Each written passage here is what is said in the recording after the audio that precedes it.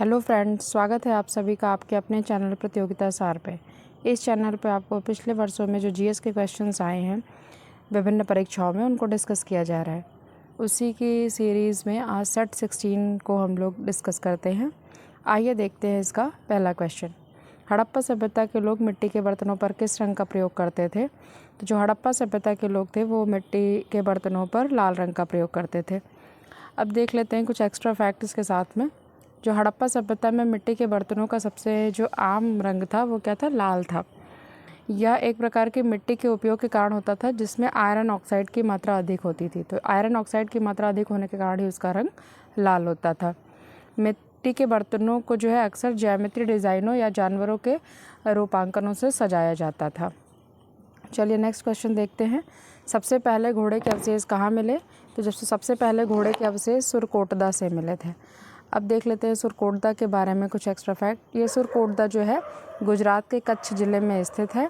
यहाँ से देखिए घोड़े की अस्थियाँ एवं एक अनोखी कब्रगाह मिली है। सुरकोटदा के जो दुर्ग एवं नगर क्षेत्र दोनों ही एक रक्षा प्राचीर से घिरे हुए थे। और तीसरा फैक्ट क्या है देखिए सुरकोटदा के बारे में कि अन्य नगरों के विपरीत यहाँ नगर दो भागों गढ़ी तथा आवास क्षेत्रों में विभाजित थे। और सुरकोटदा के दुर्ग को पीली कुटी हुई मिट्टी से निर्मित चबूतरों पर बनाया गया था। यहाँ पर जो कब्र थी वो बड़े आकार की शिला से ढकी हुई मिली हैं। यह कब्र अभी तक ज्ञात सैंधव शव विसर्जन परंपरा में सर्वथा नवीन प्रकार की हैं। अगला क्वेश्चन देखिए, राख का टीला किस नवपाषाणिक स्थल से संबंधित था? जो राख का टीला है वो संगन कल्लू से है। माफ़ कीजिएगा, संगम कल्लू हो गया, ये संगन कल्लू है, वहाँ से मिला है। इसे संगन कल्लू देखिए कर्नाटक के बेलारी ज़िले में स्थित है। और यहाँ पे जो है बेसाल्ट व क्वार्ट्ज से निर्मित उपकरण भी प्राप्त हुए हैं। चलिए अगला क्वेश्चन देखते हैं। मानव समाधान के साथ कुत्ता दफनाने का साक्ष्य कहाँ से मिला है? तो जो कुत्ते को मानव के साथ दफनाया गया है वो कहाँ पे है? बुर्ज होम में दफनाया गया है। बुर्ज होम देखिए ये कहाँ पे है? ये जम्मू और कश्मीर में स्थित है। अगला क्वेश्चन देखते हैं। ब्रिटिश साम्राज्य में अवध का विलय कब हुआ था? तो ब्रिटिश साम्राज्य में अवध का विलय जो है 1856 ईस्वी में हुआ था। चलिए एक्स्ट्रा फैक्ट देखते हैं इसका। 7 फरवरी 1856 को गवर्नर जनरल लॉर्ड डलहौजी, इनकी राज्य हड़प नीति थी, आप लोग को पता है, उनके आदेश से अवध के नवाब वाजिद अली शाह को उनके पद से हटा दिया गया था और अवध राज्य को चूक के सिद्धांतों की शर्तों के तहत ब्रिटिश ईस्ट इंडिया कंपनी के क्षेत्रों में मिला लिया गया था। अगला क्वेश्चन है, नियंत्रण एवं महालेखा परीक्षक की टीका टिप्पणी करने पर अंतिम कार्यवाही किसकी होती है? तो जो अंतिम कार्यवाही होती है वो संसद की होती है। रामायण का फ़ारसी में अनुवाद किसने किया था? तो रामायण का फ़ारसी में अनुवाद जो है अब्दुल कादिर बदायूनी ने किया था। और जो अब्दुल कादिर बदायूनी है ये जो है बादशाह अकबर के हुक्म पे इन्होंने ये किया था। ठीक है, चलिए अगला क्वेश्चन देखते हैं। सुरजी अर्जन गांव की संधि कब और किसके मध्य हुई थी? तो जो सुरजी अर्जन गांव की संधि है वो 30 दिसंबर 1803 में सिंधिया व अंग्रेजों के मध्य हुई थी। यांग याप दर्रा कहाँ पे है? तो यांग याप दर्रा अरुणाचल प्रदेश में स्थित है। इसी से ब्रह्मपुत्र नदी निकलती है। अब अगला क्वेश्चन देखते हैं एस्किमो जनजाति के बारे में। तो एस्किमो जनजाति से रिलेटेड क्वेश्चन क्या है? एस्किमो जनजाति किस क्षेत्र में पाई जाती है? तो कनाडा व ग्रीनलैंड में जो है एस्किमो जनजाति पाई जाती है। अब देखते हैं एक्स्ट्रा फैक्ट एस्किमो के बारे में। एस्किमो शब्द का अर्थ होता है कच्चे मांस खाने वाला, यानी कि जो लोग कच्चा मांस खाते थे उनको एस्किमो कहा गया। इस जनजाति के लोग अपने आप को एस्किमो ना कहकर इन्यूत कहना ज़्यादा पसंद करते थे। इन्यूत का अर्थ होता है सच्चे लोग। अगला क्वेश्चन देखते हैं। कार्यपालिका से न्यायपालिका का पृथक्करण किस अनुच्छेद में वर्णित है? तो अनुच्छेद 50 के अंतर्गत जो ये वर्णन किया गया है कि न्यायपालिका का पृथक्करण कार्यपालिका से है। नेक्स्ट क्वेश्चन है, सतलज नदी कहाँ से निकलती है? सतलज नदी कैलाश पर्वत के दक्षिणी ढालों पर मानसरोवर झील के निकट राकास ताल से निकलती है।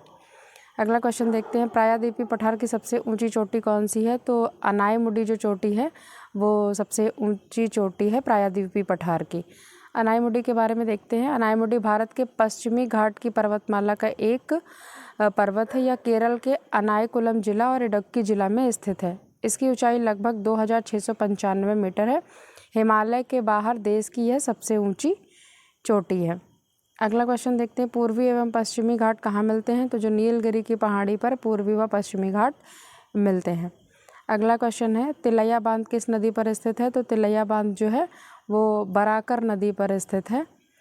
बराकर नदी झारखंड में है, झारखंड और पश्चिम बंगाल राज्यों में बहती है ये।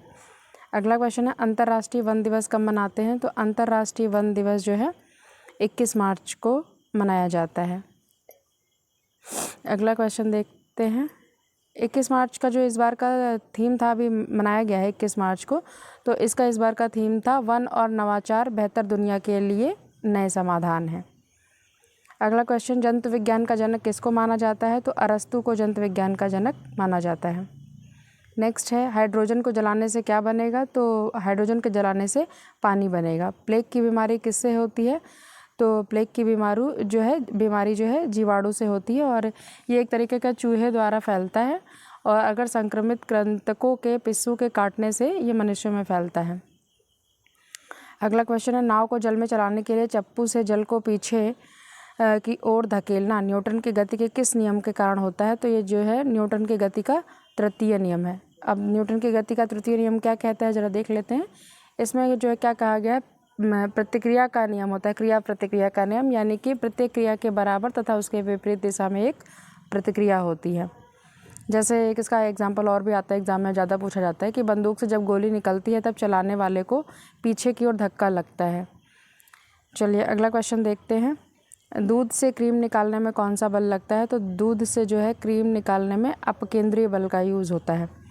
अपकेंद्रीय बल देखिए क्या है, अपकेंद्रीय बल यह एक आभासी बल है या वृत्तीय गति में बाहर की ओर लगता प्रतीत होता है। इस प्रकार के आभासी बल को अपकेंद्रीय बल कहा जाता है। एतमादुद्दौला का मकबरा कहाँ स्थित है? इसका निर्माण किसने कराया था? तो इसका निर्माण आगरा में नूरजहाँ ने कराया था।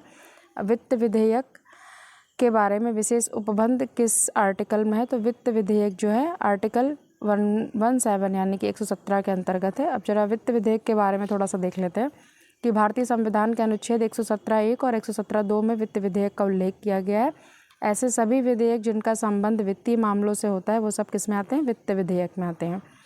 इस विधेयक को राष्ट्रपति की सहमति के बाद लोकसभा में पेश किया जाता है और इसमें राज्यसभा को भी पर्याप्त शक्तियाँ प्राप्त होती हैं। अगला क्वेश्चन है, तृतीय बौद्ध संगति कहाँ हुई थी? तो तृतीय बौद्ध संगति जो है पाटलिपुत्र में हुई थी, जो भारत के तीसरे सम्राट जो है अशोक महान के संरक्षण में हुआ था। और तीसरी बौद्ध परिषद जो बुलाई गई थी तो इसके जो अध्यक्ष थे वो मोगलीपुत्र तिस्सनिकी थी। अगला क्वेश्चन है, लैंड ऑफ फेस्टिवल के रूप में जाना जाता है किसको? तो नागालैंड को लैंड ऑफ फेस्टिवल के रूप में जाना जाता है। Thank you. इसी तरीके की वीडियोस को देखने के लिए हमारे चैनल को सब्सक्राइब कीजिए और जो भी आपके सुझाव हैं वो कमेंट में नोट करिए। Thank you.